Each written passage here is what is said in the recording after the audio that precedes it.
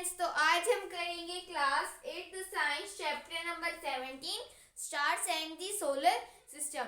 इसमें आज हम बात करेंगे जुपिटर प्लैनेट की। जुपिटर प्लैनेट जो है वो हमारे सोलर सिस्टम में सबसे लार्जेस्ट प्लैनेट है। सबसे बड़ा प्लैनेट कौन सा है? जुपिटर। तो it is the largest planet of solar system. ये सबसे लार्जेस्ट प्लैनेट है हमारे सोलर सिस्टम के अंदर। Mass is much more than other planets, और इसका जो वजन है वो सभी प्लैनेट से सबसे ज्यादा है। इसका वजन सबसे ज्यादा है सभी प्लैनेट से। फिर its distance from sun is, और इसका डिस्टेंस सन से इसका डिस्टेंस कितना है? 778.6 into 10 raise to the power 6। कितना? 778.6 778.6 into 10 raise to the power 6 kilometre. मतलब इसका डिस्टेंस सन से बहुत दूर है।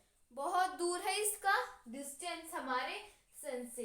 It is brightest after Venus, और ये वीनस के बाद में सबसे ब्राइटेस्ट प्लैनेट है। It is because it has thick atmosphere of hydrogen which reflects the sunlight. ये इसका जो भी क्या इसका ये सबसे ब्राइटेस्ट स्टार क्यों है, ब्राइटेस्ट प्लैनेट क्यों है वीनस के बाद में? क्योंकि इसके अंदर क्या है? It has thick atmosphere of hydrogen. इसके अंदर इसका जो एटमॉस्फेयर है उसके अंदर एक थिक लेयर है हाइड्रोजन की। किसकी? हाइड्रोजन की, जो रिफ्लेक्ट करती है सन की लाइट को। जैसे मान लो यहाँ से सन की लाइट आ रही है तो ये जुपिटर इस सन की लाइट को वापस से रिफ्लेक्ट कर देगी। Jupiter rotates about its axis in 41 days. हमारी अर्थ को अपनी एक्सिस पे रोटेट होने में 24 आवर्स लगते हैं, लेकिन जुपिटर को अपनी ही एक्सिस पे रोटेट होने में 41 डेज लगते हैं। मतलब इसको बहुत ज़्यादा दिन लगते हैं अपनी ही एक्सिस पे रोटेट करने में, क्योंकि ये सबसे बड़ा प्लेनेट है इसलिए इसको 41 डेज लगते हैं। And revolve around sun is 11.86 years, और इसको सन के चारों तरफ चक्कर लगाने में, अपनी एक्सिस में रोटेट होने में तो इसको 41 डेज लगते हैं, लेकिन सन के चारों तरफ चक्कर लगाने में इसको 11 ईयर्स और 86 डेज लगते हैं। कितनी? 11 ईयर्स और 86 डेज लगती है। Core part contains H2 and helium gases, और इसका जो पार्ट है इसके एटमॉस्फेयर में मान लो इसके एटमॉस्फेयर में हाइड्रोजन और हीलियम गैस है। कौन सी? हाइड्रोजन और helium gas. It has great red spot, और ये जो जुपिटर है तो इसके अंदर एक बड़ा सा रेड कलर का धब्बा है। कितनी किलोमीटर में? 30,000 30,000 किलोमीटर के अंदर इसके अंदर एक रेड कलर का स्पॉट है। 30,000 किलोमीटर। It has 61 moons. हमारी अर्थ के अंदर तो 1 ही मून है, और हमने इसके बाद में अर्थ मार्स के अंदर कितने मून थे? 2, फोबोस एंड डाइमोस। और ये जो जुपिटर है इसके अंदर कितने मून्स है? 61 मून्स है। इसके अंदर तो याद रख पाना भी बहुत मुश्किल से है, क्योंकि इसके अंदर 61 मून्स है।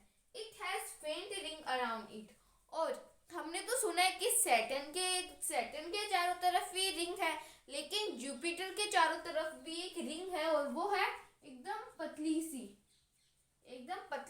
रिंग है जुपिटर के चारों तरफ भी। It has methane ammonium gas in outer atmosphere, और इसके बाहर जो एटमॉस्फेयर है उसके अंदर कौन सी गैस है? मीथेन और अमोनिया गैस। तो ये तो था जुपिटर के बारे में। अब हम आगे बात करेंगे।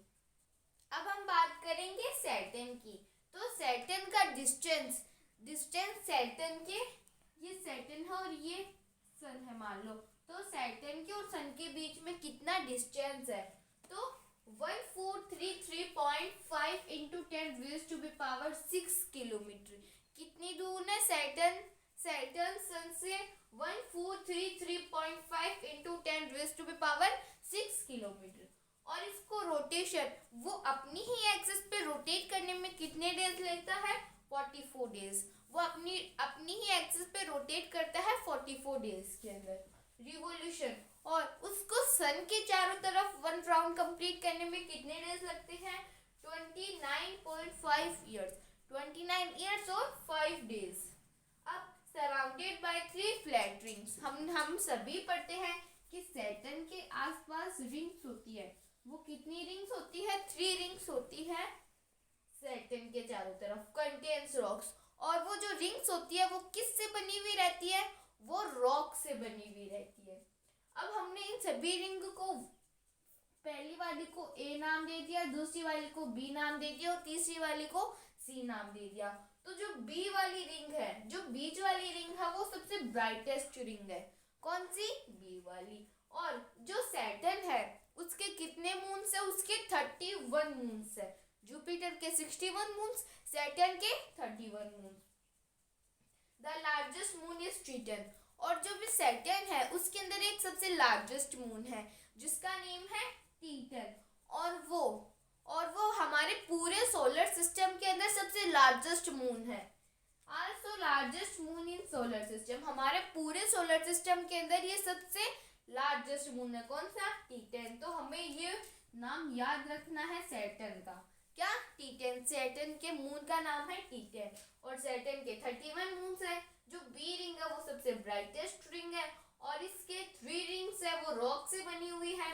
इसको अपनी एक्सिस पे रोटेट होने में 29 ईयर्स और 5 डेज लगते हैं।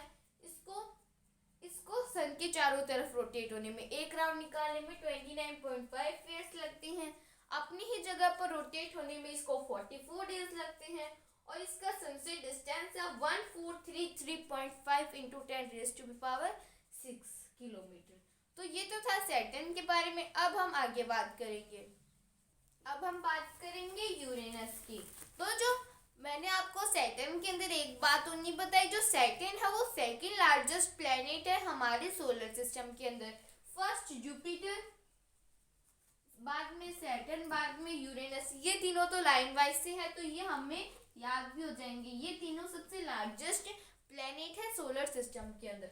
तो फर्स्ट जुपिटर, सेकंड सैटर्न और थर्ड यूरेनस। तो थर्ड लार्जेस्ट प्लेनेट है। और इस यूरेनस को किसने डिस्कवर किया था? Discovered by William Herschel. किसने? विलियम हर्शेल ने कब किया था? 1781 के अंदर। किसकी हेल्प से? टेलीस्कोप की हेल्प से। विलियम हर्शेल ने इसको डिस्कवर किया था 1781 के अंदर। किसकी हेल्प से? टेलीस्कोप की हेल्प से। और इसके अंदर 26 मून्स है। यूरेनस के 26 मून्स है और जुपिटर के 61 मून्स है और सैटर्न के 31 मून्स है। तो it's atmosphere contains hydrogen and methane. और इसके एटमॉस्फेयर के अंदर कौन कौन सी गैसेस हैं? Hydrogen and methane. कौन सी? Hydrogen and methane. तो इसको, ये थर्ड लार्जेस्ट प्लैनेट है। इसको डिस्कवर किया था विलियम हर्शेल ने 1781 के अंदर with the help of telescope. और इसके अंदर 26 मून्स है। इसके अंदर हाइड्रोजन और मीथेन गैस है। तो ये तो था यूरेनस के बारे में। अब हम आगे बात करेंगे। अब हम बात करेंगे नेपच्यून की। मैंने यूरेनस और नेपच्यून के अंदर डिस्टेंस, वो अपनी जगह पर रोटेट करने में कितना टाइम लेते हैं, इसका सन से डिस्टेंस, और वो सन के चारों तरफ राउंड लगाने में कितना टाइम लेते हैं, ये सब मैंने नहीं लिखा क्योंकि ये सब बहुत ज़्यादा हो जाता है। ये सभी सन से बहुत दूर है, इसीलिए हमारी बुक के अंदर भी शायद नहीं लिखा हुआ ये, तो मैंने भी नहीं लिखा। तो ये किसने डिस्कवर किया था? Discovered by urbane gene Joseph lever.